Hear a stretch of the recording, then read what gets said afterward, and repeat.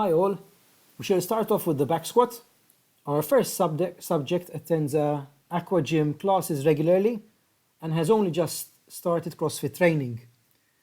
In the first still images, we can see what looks like valgus of the left knee from a frontal view. From the posterior view, we can see more of the right thigh than the left thigh, which initially makes me think it is the result of a tight right hip flexor muscle, causing a hip tilt towards the left side of the body. However, there seems to be some signs of overpronation in the left ankle.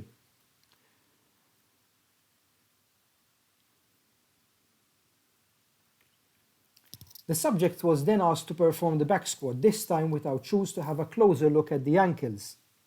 In both frontal and posterior views, the subject is showing overpronation, particularly of the left ankle. The knee valgus is occurring during the concentric phase of the squat. One needs to investigate the knee valgus in light of the relatively low load being used and its potential link to the overpronation highlighted earlier. The knee to wall test was used to look at ankle mobility of the subject. Although her right ankle mobility can be improved upon, it is showing relative acceptable mobility levels. On the other hand, the subject struggled with her left ankle mobility and tends to overpronate to compensate.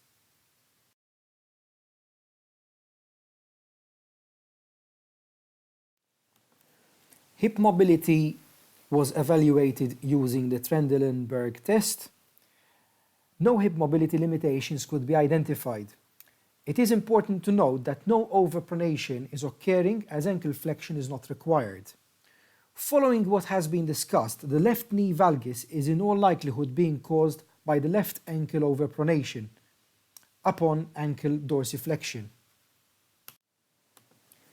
It is thus recommended that the subject performs ankle flexion exercises using resistance bands, such as seen in the clip.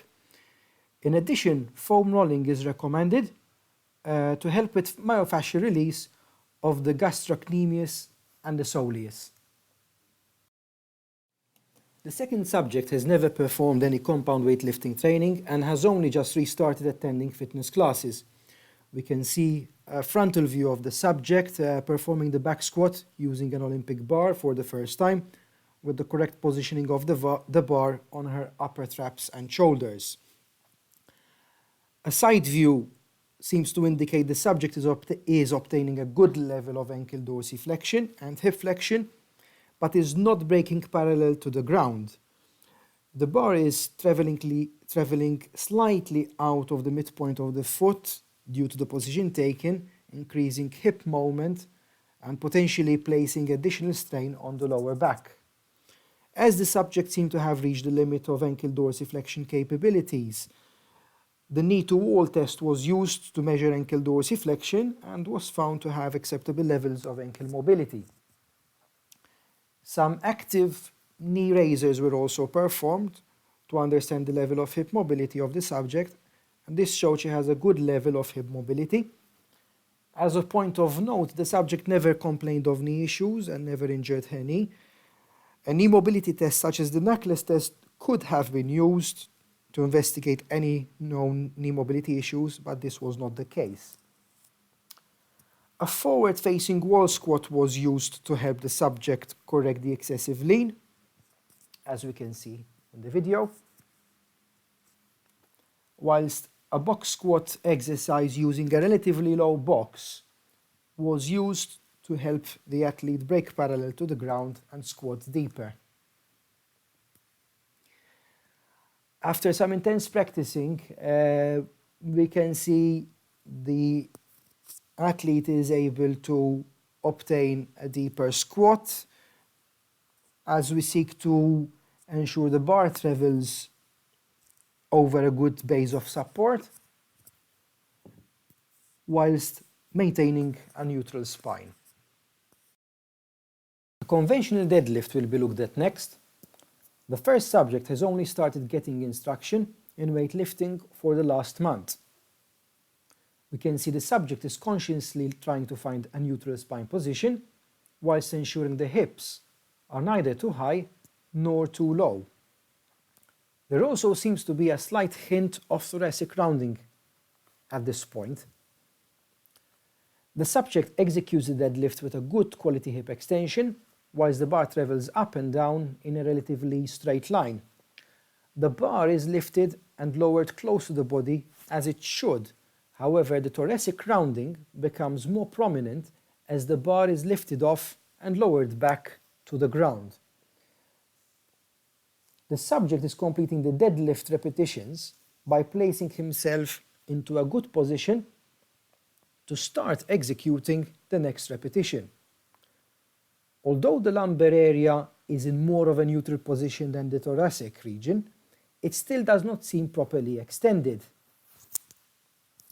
As the thoracic rounding is occurring at different phases of the deadlift, including at pre and post upper back engagement phases, this is indicating a level of thoracic extension restrictions. I will, however, also look at investigating the seemingly incomplete lumbar extension. A glute bridge with single leg lift on both legs shows a good level of glute activation and hip extension. The active single leg raise is indicating a low level of hamstring flexibility, which could be exacerbated by the long hours of sitting at work. If further assurance on thoracic restriction were required, the subject could be asked to perform a back extension and thoracic region evaluated. The subject was recommended foam rolling exercises for myofascial release and upper back extension exercises such as the side rows being performed on the video, and additional exercises such as the low rows before progressing to more advanced exercises. The subject was also recommended to perform a single leg 90-degree angle stretch to improve hamstring flexibility and also help open up the lower back. The second subject has never been confident with the deadlift due to acute episodes of lumbar back pain experienced previously when performing the deadlift. One can immediately notice the hips shooting up as the bar is driven off the floor, even though the subject seems to take up a technically sound starting position when considering anthropometrics of the subject.